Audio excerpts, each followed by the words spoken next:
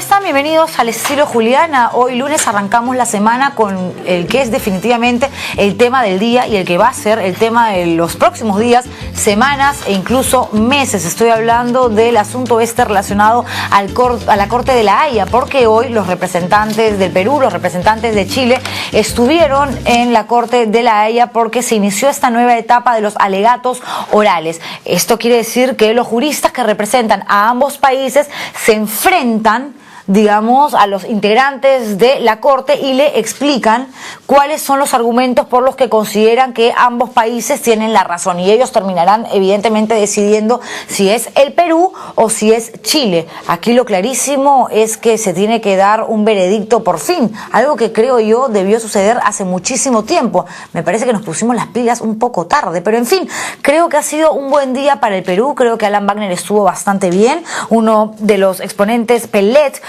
dijo algo que me llamó mucho la atención y lo copié para no olvidar compartirlo con ustedes. Dice: Perú presentó un caso sencillo que Chile pretende complicar. Esa es un poco la sensación que nos ha quedado a la mayoría. No sé si a mis invitados, por eso mejor los presento y se los pregunto. Estoy con el analista político y parlamentario andino Alberto Adriancén y con Jorge Montoya, que es almirante de la Marina. Muchísimas gracias a los dos por estar aquí. Buenas noches y gracias por la invitación. Gracias a ustedes. ¿Cómo sintieron? ¿Cómo sintieron la presentación del Perú hoy frente a la Corte? ¿Les quedó esta sensación de la que yo hablaba en la presentación? ¿Alberto?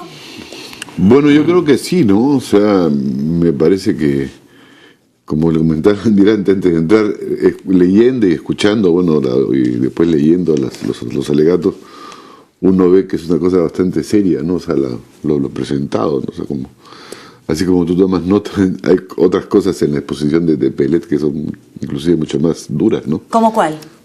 Contorsiones jurídicas, en fin. Sí, sí, sí, usada, ¿no? Claro, entonces, yo creo que sí, o sea, me parece que es un buen punto de entrada, ¿no? Y creo que el argumento chileno o la respuesta chilena, ¿no?, es bastante pobre, por cierto, ¿no? Que argumenta que no se ha presentado nada nuevo, ¿no? Cuando en realidad, por reglamento, no se puede presentar nada nuevo que lo que se ha puesto por escrito. De acuerdo, no hay sorpresas, es lo que han dicho, ¿no, almirante? No hay sorpresas. Lo que se ha visto en la mañana es una exposición profesional, muy bien hecha, muy bien argumentada, muy bien enlazada entre todos los abogados, que deja ver claramente que el Perú tiene una posición definida en este aspecto y que no ha sido nada fabricado, como mencionaban algunos, ¿no? Esto es un resultado de muchos años de trabajo y de un seguimiento, yo diría, de los últimos 20 años de este problema.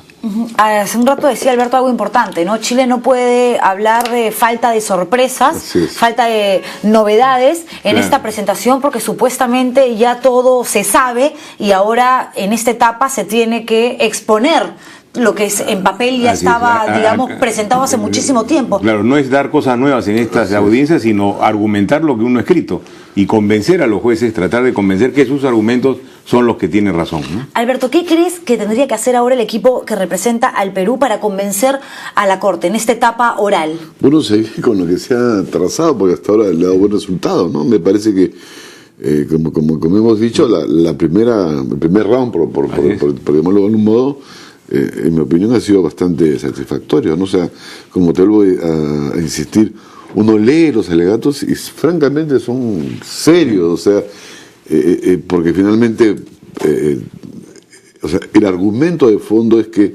no son tratados de límites, ¿no es cierto? Y el otro argumento de fondo es que Chile hasta ahora no muestra el tratado de límites. Inclusive Chile ha variado de posición respecto a la importancia de los documentos presentados, ¿no? Al principio era el documento del 52, la declaración de Santiago ahora es la del 54, lo cual prueba las dificultades que tiene Chile para probar que estamos frente a un tratado de límites, ¿no? De acuerdo, la semana pasada conversaba con Farid Cajat sobre este tema y me decía: Juliana, si en realidad Chile no estuviese o mejor dicho, estuviese tan seguro como dice estar, pues entonces, ¿para qué aceptó ir a la Corte? ¿Para qué permitió que la Corte sea ahora la encargada de darle un final triste o feliz para los peruanos? No lo sabemos, pero a través de un veredicto. Le hubiese dicho que no lo hubiera reconocido. Lo mejor hubiera sido sentarse a negociar. En una negociación uno sabe hasta dónde puede llegar y qué cosas puede obtener, pero nunca quiso hacerlo, porque sus argumentos no eran sólidos, definitivamente. Su argumento y su terquedad era en decir que existía un tratado de límites y no había que hablar más del tema, cosa que no es cierto. Y aquí hay que tener en consideración algo, ¿no? Los países, si bien no son personas, pero tienen también, manifiestan los sentimientos de la población. Chile no ha mostrado ninguna consideración con el Perú en estos últimos años con relación al mar, absolutamente ninguna. De lo que estamos hablando es generar un límite marítimo en territorios que fueron nuestros. O sea, no es que fueron permanentemente de Chile, no, son ganados en la guerra por Chile y después de una dilatación para la ejecución del fallo del Tratado de Ancón, después de la guerra, y después el retraso de, 60 años para el Tratado del 29. ¿No? O sea, viene con todo una secuela histórica que no podemos olvidarla y que forma parte de este contexto, y que a nosotros nos sorprende siempre por qué ellos no querían sentarse a conversar de un tema que para nosotros era necesario hacerlo. Pero ¿por qué hemos dejado pasar tanto tiempo? Si estos acuerdos pesqueros del 52 y el 54, que son pesqueros, pero que según Chile, estos son los que determinan los límites entre ambos países. Si nosotros sabíamos que no es así, que estos acuerdos pesqueros no tienen nada que ver con la delimitación marítima, ¿por qué hemos permitido que pasen tantos años? Chile se demoró como 15 años, creo, ¿no? En llevarlos a su Congreso y aprobarlos. Recién ellos comienzan a moverse cuando el Perú en el año 80 más o menos, y después con Bácula del 86, comienza a presionarlos. O sea, en esos momentos ellos comienzan a hablar inclusive de los tratados en general, ¿no? O sea, ellos tampoco tenían ese discurso actual. O sea, estos son temas modernos, o sea, son temas que derivan del nuevo derecho del mar. Pero como bien ha dicho el almirante, tienen un trasfondo que es esta relación, pues, compleja que hemos tenido, que tenemos con Chile, y que una chilena de Arica lo dijo con una gran ingenuidad hoy día o ayer por televisión. Oiga, le dijo, nosotros no vamos a perder lo que hemos ganado en la guerra, ¿no? Entonces, sí. Más o menos. Y no es que van a perder, sino están haciendo uso indebido de espacios que no son de ellos. De acuerdo, y está clarísimo en realidad que el equipo chileno y el propio presidente chileno están pues muy nerviosos. O sea, Piñera no manifiesta la seguridad, por ejemplo, de Ollanta Humala. El equipo chileno tampoco, porque claro, no tiene los argumentos que tienen nuestros integrantes, los que integran el equipo. ¿Qué tanto puede afectar en esta etapa de los alegatos orales las relaciones diplomáticas, políticas con Chile? Yo creo que a partir de hoy día se cambia el discurso y se cambia la relación con Chile hasta que termine y se dé el fallo. ¿Por qué? Porque ya no hay nada que pensar. O sea, ahora vamos a analizar cuáles son las reacciones del gobierno chileno con su población.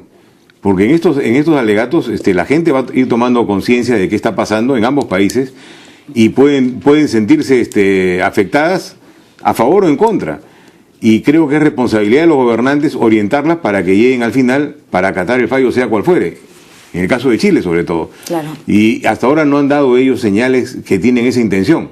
Siempre sus discursos son un poco etéreos, ¿no? O sea, cumplimos con todo lo que dice la justicia internacional, somos respetuosos de los tratados, pero nunca hacen mención a que van a ejecutar el fallo cuando salga. Eso nunca lo han dicho. ¿Y qué pasaría, Alberto, si finalmente la Corte falla a favor del Perú y Chile no quiere reconocer? Antes de responderte, te respondo a otra pregunta que te has planteado, ¿no?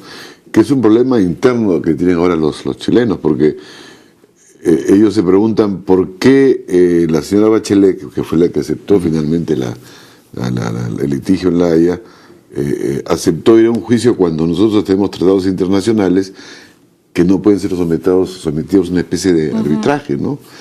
Y eso va a ser un tema, sospecho, en la campaña electoral. Seguro. Si es que pierden en La Haya. Ahora, ¿qué pasa si es que no cumplen? Uno puede recurrir a Naciones Unidas y al Consejo de Seguridad, porque el tribunal es parte de las Naciones Unidas, ¿no? Y les pregunto esto porque estaba leyendo que luego de un veredicto dado por la Corte de La Haya no hay manera de apelar. No. O sea, es lo que dice, oleado y sacramentado, te guste o no. Es inapelable. ¿Y es vinculante lo que ha sucedido en Colombia? No es vinculante, es un caso particular, pero ahí se muestra algo, ¿no? Colombia es un país que tiene una fortaleza militar mucho más grande que Nicaragua. Y se ha puesto en esa posición, ¿no? Si Nicaragua se hubiera puesto en esa posición, Colombia al día siguiente ocupa el lugar. Seguro. Y nosotros estamos en lo mismo, o sea, acudiendo a todos los organismos internacionales, porque siempre se van a acudir, pero no se logra nunca que estos organismos ejecuten el tema. Al final viene a ser la fuerza que tiene el país para hacerse respetar. Almirante, hay mucha gente que está hablando incluso de una posible guerra si es que Chile no acata el fallo de la Corte, en el supuesto, por supuesto, va a haber la redundancia, de que nos den la razón a nosotros, o si sucede lo contrario también. No, ¿esto es viable o es una locura? No, guerra no creo que lleguemos a eso. Escaramuza de repente o cosas por el estilo sería lo máximo que podría llegarse ahí. Pero eso sería para ejecutar el fallo. O sea, el Perú no puede, vamos a ver, todo en supuestos, ¿no? Supongamos que nos favorece el fallo en algo y hay que ejecutarlo. Y que Chile quiere dilatarlo, como ha tenido una trayectoria histórica en este sentido, es una posibilidad que no podemos dejar de lado. Si fuera ese el caso, el Perú no puede permitir que haya retrasos en la ejecución. Entonces va a tener que ponerse fuerte y presionar para que esto se ejecute. O ejecutarlo y tomar posesión de lo que la haya dado, ¿no? Después de haber cumplido con todo lo que manda el derecho internacional. Entonces, ahí puede haber algún tipo de pequeña escaramuza, guerra, no creo que... El fallo es vinculante, ¿no? Sí, claro. El fallo obliga a las dos partes a acatarlo, la sentencia. Indirectamente es vinculante para otros países, ¿no? En la medida que ya falló la Corte, ¿no? Y Alberto, como analista político te quería hacer una pregunta. ¿Qué opinas de este nerviosismo que yo sí siento de parte de Piñera, ¿no? Porque habló hoy de la tranquilidad que tenemos que tener y que tiene que existir en ambos países, pero evitar nacionalismos exacerbados, ¿no? Y de verdad se notaba que esta situación lo tiene absolutamente preocupado. Habrá dicho, Dios mío, ahora nos va mal, perdemos esta y voy a perder 15-20% de aprobación como le ha pasado a Santos en Colombia. Sí, pues. Bueno, está en una situación muy complicada, ¿no? Sí. Porque además es un pueblo o es un país que tiene la tradición, entre comillas, de siempre ganar, digamos, ¿no? Y más aún ganar frente a los peruanos y bolivianos. Entonces, ahora que pueden perder frente a los peruanos es un golpe. Además, es un golpe, creo yo, que me parece sano a un proceso histórico de conformación nacional que ha tenido Chile, pues, ¿no? Y por lo tanto espero que en la medida que nos beneficie la Haya, eso les permite a ellos reflexionar sobre las futuras relaciones con el Perú, ¿no? De acuerdo, eso te iba a preguntar, justamente, les iba a preguntar en realidad a los dos, más allá de las repercusiones diplomáticas, políticas que pueda tener un fallo a favor del Perú, ¿qué trascendencia podría tener a nivel social y cultural por esta guerra histórica que existe con el país vecino del sur, con el que siempre estamos compitiendo y con el que realmente existe una eterna como que disputa entre las cosas que cada uno tiene? Evidentemente nosotros somos mucho más ricos culturalmente y ellos siempre se quieren quedar con nuestras cosas y es esa situación de si fuera con Ecuador, si fuera con cualquier otro país, lo pasamos, pero con Chile, no. Chile tiene que hacer un acto de conciencia en esto, de analizar con tranquilidad y ver qué tipo de conducta ha tenido con el Perú para cambiar. Todos queremos tener una relación buena a futuro. Pensamos que somos socios para competir en el Asia-Pacífico. Solos no lo vamos a poder hacer. Tenemos muchas cosas que nos unen. El movimiento migratorio peruano-chileno es altísimo, es el más grande que tenemos con los países de la región, 1.200.000 movimientos al año. La comunidad peruana... Perú a Chile y Chile a Perú. Sí. O sea, es bien grande. Igual que el tema de inversiones, se juegan cifras muy, muy grandes. Pero tenemos estas cositas que son como piedras en el zapato que no dejan caminar. Entonces, creo que ahora es la oportunidad para cambiar esto. Se da el fallo, se ejecuta inmediatamente y seguimos para adelante. Eso sería fantástico, ¿no? Pero ellos son los que tienen que recapacitar, no nosotros, ¿no? ¿Y esto para cuándo sería, Alberto? Sería para mayo, junio, por ahí, ¿no? Mayo, junio. Ahora, para volver a tu pregunta anterior, efectivamente, o sea, esta es una relación pues cargada de pasado, ¿no? O sea, tú cuando en realidad, como yo siempre digo, tú te pones...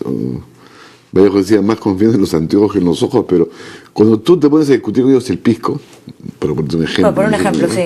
En realidad tú estás discutiendo no solamente la propiedad del pisco, ¿no es cierto? Sino estás discutiendo una historia que te han arrebatado algo, un bien, ¿no? Entonces, si en el pasado me han arrebatado un bien, ahora me están arrebatando el pisco. Entonces, me parece que el fallo de la Haya permite un punto de inflexión, digamos, o podría permitir un punto de inflexión donde tú puedes replantearte todo el pasivo de la relación en otros términos, ¿no? Y creo que socialmente le haría muy bien al Perú, ¿no? Porque de una u otra manera es como que te reivindicas históricamente. A ambos países, ¿no? O sea, ellos de una especie de excesivo chauvinismo territorial, en fin, total. Estás perdiendo de los halcones. Y al Perú una vieja reivindicación, una especie de mejoramiento de la autoestima. Y ambos países ganan, ¿no? Fíjate, hay 180.000, 200.000 peruanos en Chile en estos momentos, y es el primer país para migrar. Entonces, hay inversiones, hay una nueva realidad, ¿me entiendes? O sea que me parece que eso puede ayudar a ambos países a mejorar notablemente, pero eso supone una cosa mucho más, que va más allá que el fallo de la Haya. Es el post-Haya. Claro, el fallo de la Haya podría ser el principio de algo distinto, nuevo, ¿no? Y ustedes que son expertos en esos temas, ¿están conformes con los integrantes que forman el equipo que representa al Perú? ¿Les parece que son personas lo suficientemente idóneas como para argumentar lo que ya está demostrado en documentos y que hace rato lo tienen los integrantes de la Corte en sus manos para poder evaluarlo? Sí, es un equipo muy bien conformado y que ha tenido continuidad, que es lo más importante. ¿No? Ha trascendido los gobiernos y se ha mantenido sólido y cada vez mejorando. Se ha incrementado con personas, no se ha disminuido a nadie, ¿no? Y son profesionales de primera. Además, los abogados extranjeros que se han contratado también son de primera. ¿Y qué tan importante justamente es la presencia de estos abogados contratados, que tengo entendido que 2 estuvieron en el litigio Colombia-Nicaragua? Del lado de Nicaragua. Del lado de Nicaragua, por eso. Sí. Ahora, yo he trabajado mejor parados. Yo he trabajado directamente con Alan Wagner, ¿no? Yo fui su asesor cuando fue canciller de la República y luego secretario general de la Comunidad Andina, o sea que lo conozco más o menos de cerca. Lo conocemos. Sí. ¿Y les gustó su arranque hoy? No, además es una... a mí me encantó. Muy profesional, muy es muy profesional, es muy... Es muy chambero, es recontra chambero, como se diría. Y se notaba, ¿sabes?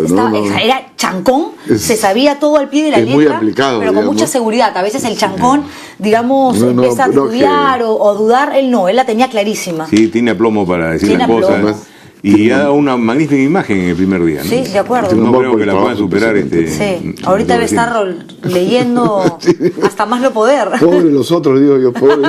Pobre los otros, de verdad que sí. Tenemos que hacer una pausa comercial. Regreso con ustedes, señores. Esto es Al Estilo Juliana, no se muevan. Sí.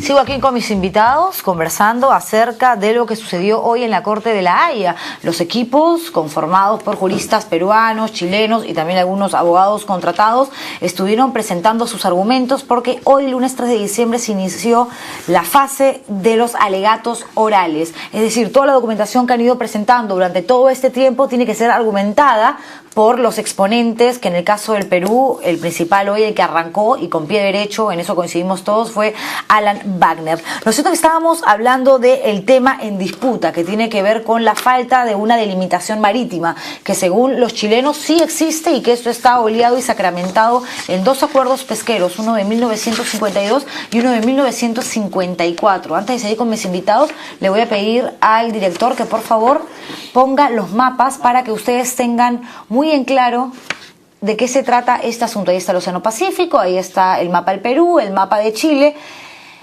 y estas rayitas rojas que aparecen de pronto son las 200 millas de mar peruano que terminan en una última raya que sería la línea equidistante que marca el Perú, traza desde el punto de la Concordia. Sin embargo, Chile dice no tiene por qué ser una línea diagonal, no tiene que ser el equidistante, sino una línea recta, que es la azul que ven arriba, de donde dice área en controversia, que es la línea imaginaria que se traza desde el hito número 1, que fue colocada, repito, por el tema de los convenios pesqueros, no tiene nada que ver con la delimitación marítima.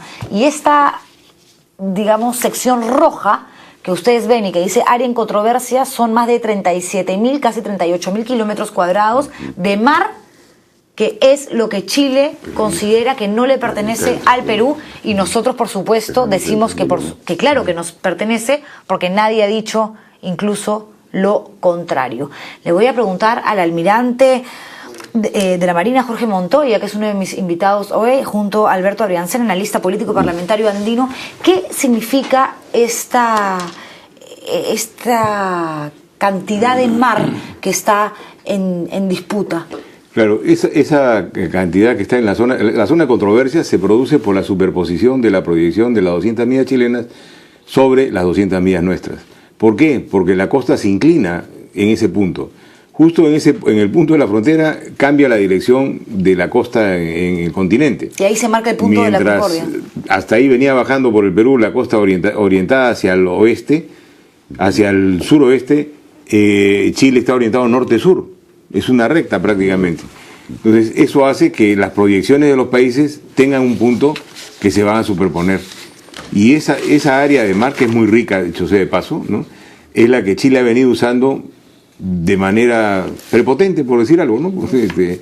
Porque no ha habido ningún tratado de límites que diga que era de ellos ese espacio, ¿no? Pero el convenio pesquero les permite pescar ahí. El convenio pesquero hablaba del paralelo para las embarcaciones pesqueras de pequeño porte no se cruzaran de un lado a otro. De acuerdo. Y fue orientado a eso, básicamente, ¿no? Pero esto ha venido haciéndose por años por Chile. No es de ahora, lo ha venido haciendo por años. Y nosotros hemos dejado que suceda también. Es que ese es el tema un poco... ha sido la costumbre, ¿no? De acuerdo, una mala costumbre en realidad. Una mala costumbre de parte nuestra y quizás una gran ambición de Chile por ocupar otros espacios, ¿no? Y esta zona, digamos, está ocupada por buques chilenos, peruanos. Es muy rica en pesca. De pesca. Claro, buques pesqueros. ¿Qué hay más? ¿Buques peruanos o chilenos? Chilenos, me imagino. Al sur del paralelo, chilenos. Sí. ¿No? Al norte del paralelo, peruanos. Sí, es un tema tan importante, un poco, Alberto, lo que hablamos en la publicidad, sí, ¿no? ¿Por qué hay tanta gente que no quiere enterarse del asunto? Todos los medios hablamos de este tema. Periódicos, canales de televisión, gente de radio, se están haciendo exposiciones, hay gente que está yendo a universidades, en los colegios están hablando del tema, pero el común denominador, la mayoría de gente escucha el tema de la Corte de la Haya, diferendo marítimo, y dice, no me interesa. Y algunos piensan incluso que lo que está en disputa son 10 metros cuadrados, que no hay nada por qué preocuparse. Alberto, ¿por qué esta falta de interés? Bueno, porque no es fácil entenderlo, o sea, que tú le hables de la línea equidistante y el traslape, o como dice el texto de Pelet, el solapamiento, digamos, o sobreposición, ¿no? O sea, de los mares o las líneas, la gente es muy difícil, para no decir el triángulo externo, que es aún más difícil de entender, o la línea de la Concordia, Pesocelito 1, que se dan los chilenos, ¿no? O sea, pero sin embargo las encuestas más o menos no es que no sepan, tienen opiniones, que es distinto saber. Puedes tener una opinión y no necesariamente saber, ¿no? Bueno, en todo caso me contaban ustedes que en Chile la gente está aún más desinformada y con menos interés sobre el tema. Sí, pero digamos, yo creo que sí es cierto, ¿no? Ahora, hay cierta preocupación, ¿no? O sea, ahora, la unidad que hay en Chile también es la unidad que hay en el Perú. O sea, tú escuchas a parlamentarios de izquierda, de derecha, para poner el caso en Chile, es casi el mismo frente que hay en el Perú. O sea, acá hay se hace ahora mucha unidad. Y creo que un dato clave que hay que mencionarlo siempre es el tratado de límites que se firmó con el Ecuador el año 2011. Eso me parece una pieza clave, digamos, fundamental en la defensa peruana, ¿no? De acuerdo. Porque eso demuestra fehacientemente que no existe un tratado de límites, y tan no existía que el Perú y Ecuador firmaron un tratado de límites el año 2011. Por eso, ¿qué más tiene que argumentar el Perú? O sea, es como que ya hablaron ahora y van a seguir evidentemente exponiendo sus puntos de vista, pero ya, ¿qué más? Esta controversia está dada por voluntades diferentes, ¿no? O sea, hay una voluntad de nuestro vecino de querer ocupar espacios que no son de él. Y esa voluntad se ha puesto de manifiesto en sus argumentos para poder sustentarlos. Y lo que vamos a ver seguramente en sus alegatos es el tema de las acciones propias, ¿no? De los hechos consumados, ¿no? Y eso va a generar seguramente algún escozor acá en el Perú, porque van a decir, los peruanos van a decir, ¿y cómo los peruanos han cometido estos errores? De acuerdo. Pero no son errores, son parte de la costumbre que había en ese momento. O sea, hay que entender que esto no es algo que sucedió un día y ahí dejó, no, esto es una historia, que la historia la hacen los pueblos, la historia la hace el deseo de las poblaciones ribereñas, en este caso de esa zona, de querer tener algo más.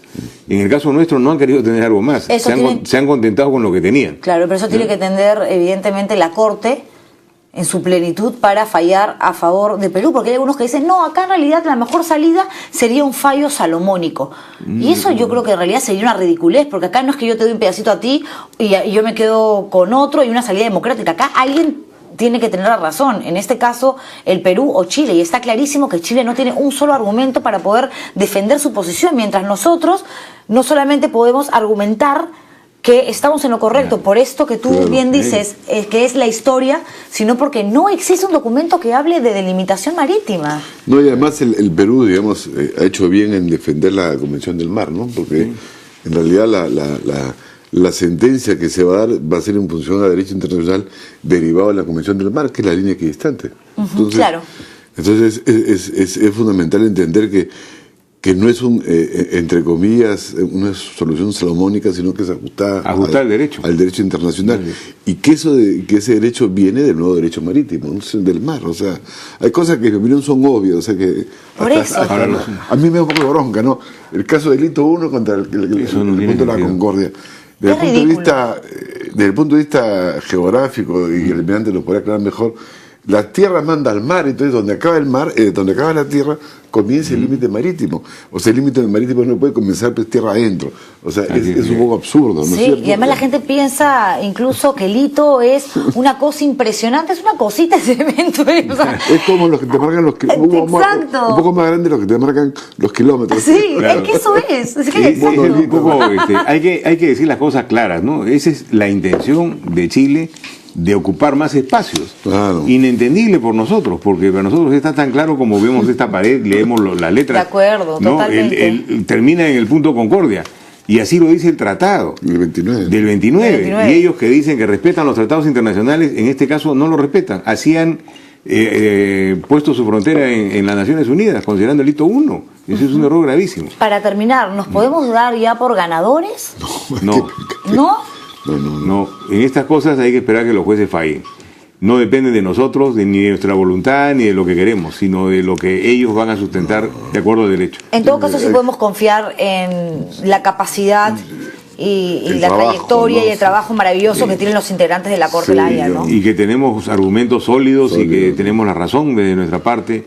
Eso sí, pero ya veremos pues qué cosas dirán los jueces. Hay que confiar No hay que pecar de optimista, hay que esperar el fallo, ¿no? Hay que esperar nomás. Con la conciencia que se ha hecho un buen trabajo, que he trabajado desde el punto de vista jurídico y que efectivamente los argumentos, como he dicho, están... Y lo que sí tenemos que transmitir es un mensaje claro a Chile, que no vamos a aceptar dilaciones en la ejecución, para que ellos vayan también mentalizándose en ese sentido y muestren la voluntad de querer ejecutarlo apenas se reciba. Y además pensar lo que en el futuro, ¿no? O sea, en un contexto, además, construir el futuro tiene que construirse sin esos obstáculos. Claro. Sí, de todas maneras. Contexto de integración sudamericana, en fin, esos problemas. Yo creo que eso Chile lo tiene clarísimo, por eso están tan asustados en realidad, empezando por los integrantes del equipo y llegando al propio presidente chileno. Es alucinante. Muchísimas gracias a los dos por haber estado aquí. Julián. Gracias por la invitación. Y nada, Dios nos coja confesados en todo caso. Nos vamos a una pausa comercial y voy a regresar hablando de mares, ríos, lagos con el Aquaman peruano. Se llama Antonio Orjeda y está a punto de nadar por el lago Titicaca para así combatir y dar un mensaje positivo, por supuesto, para evitar la violencia, la agresión a los niños peruanos. Regresamos con eso y más, no se muevan. Yo tengo una...